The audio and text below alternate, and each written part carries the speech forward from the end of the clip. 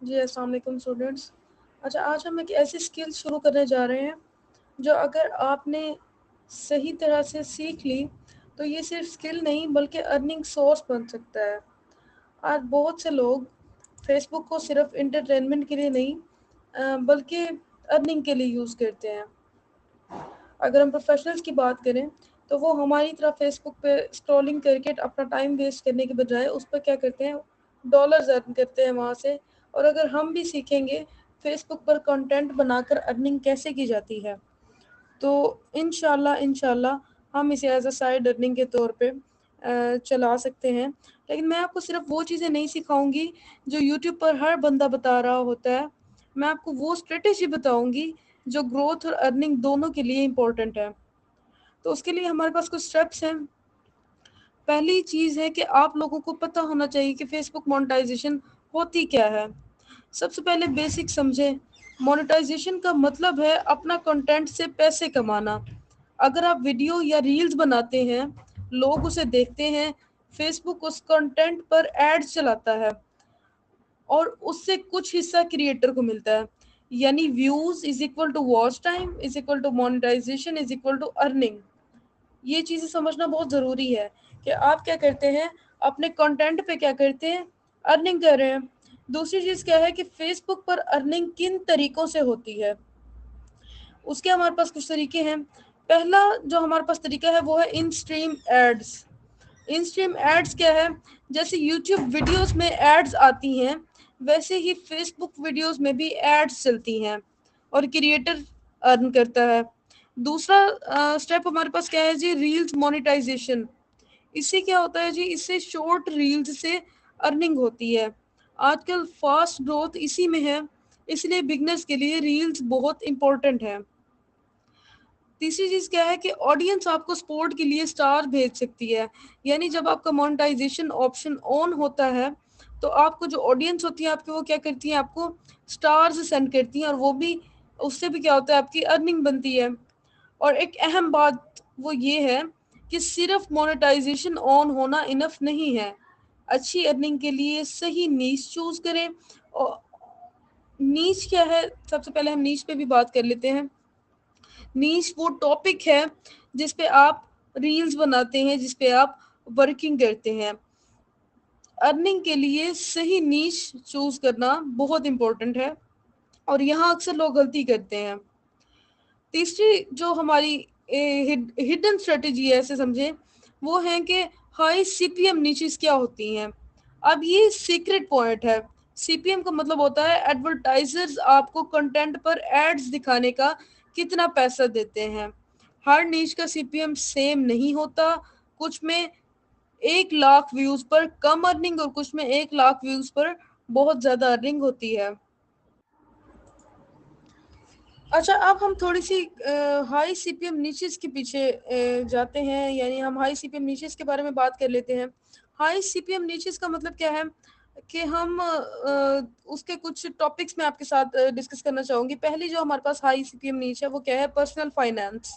Personal finance क्या है, ये बहुत पावरफुल नीच है। अब इसके मैं आपको फॉर एग्जांपल कुछ टॉपिक्स बताती हूँ कि अगर आप इन टॉपिक्स पे वीडियो बनाते हैं, जैसे लाइक के पैसे बचाना कैसे हैं, बजटिंग कैसे करनी है, credit cards info, basic investing, मतलब इस तरह से ये क्या है, आप वीडियोस बना सकते हैं, क्योंकि इनका सीपीएम बहुत ज़्यादा हाई है।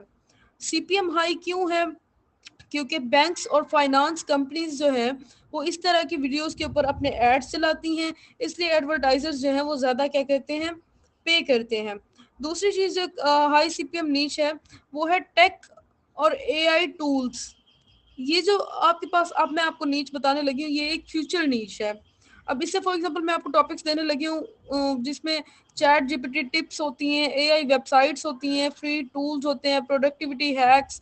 आजकल एआई कंटेंट बहुत चल रहा है और एडवर्टाइजर्स भी स्ट्रॉन्ग हैं, तो इन टॉपिक्स पे वीडियो बनाने से भी आपकी वीडियोस क्या होती हैं, वायरल जाती हैं, जिसपे आपको अर्निंग स्टार्ट हो जाती है और आपका पेज बहुत जल्दी ग्रोम अप हो जाता है। तीसरा जो आपके पास हाई सीपीएम नीश है वो क्या है, सेल्फ इम्प्रूवमेंट। यानी कि आप सेल्फ इम्प्रूवमेंट पे वीडियो बनाएं। सेल्फ इम्प्रूवमेंट क्या है कि आप खुद को किस तरह से बेहतर कर सकते हैं। अब इनके कुछ टॉपिक्स मैं आपको मिसाल के तौर पर देना चाहती हूँ कि डिसिप्लिन है, हैबिट्स हैं, माइंडसेट है और सक्सेस प्रिंसिपल्स हैं। इस नीच में ऑडियंस लॉयल होती है और अर्निंग भी बहुत अच्छी होती है। यानी कि अगर आप इस तरह की वीडियोस बनाएंगे तो वो भी लोगों को क्या करेंगी, बहुत ज़्यादा अट्रैक्ट करेंगी। अच्छा, यहाँ मैं एक इम्पोर्टेंट वार्निंग देना चाहती हूँ आपको।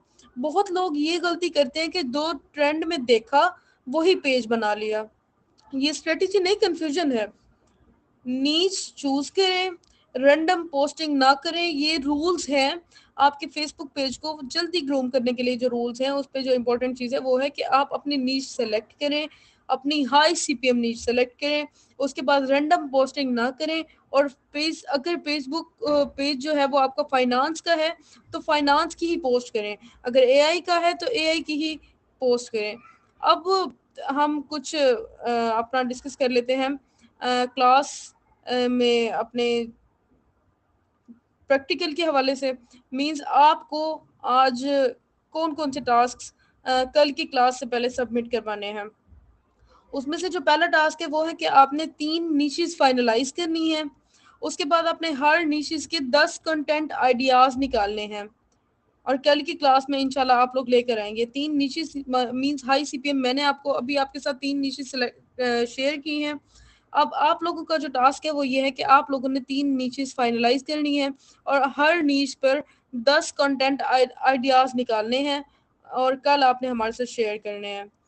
और एक अहम बात यह है कि सक्सेस उन लोगों को मिलती है जो पहले दिन से परफेक्ट होने की कोशिश नहीं करते, बल्कि पहले दिन से स्टार्ट करते हैं। आज आपका काम परफेक्ट पेज बनाना नहीं, सही डायरेक्शन लेना है और वो आज हो रहा है। उम्मीद है आपको आज अच्छे से समझ आ गई होगी क्लास की। मज़ीद अगर किसी को भी किसी हवाले से कन्फ्यूजन है तो आप मुझे पर्सनल में टेक्स्ट कर सकते हैं। इंशाल्लाह आपको हेल्प आउट करूँगी।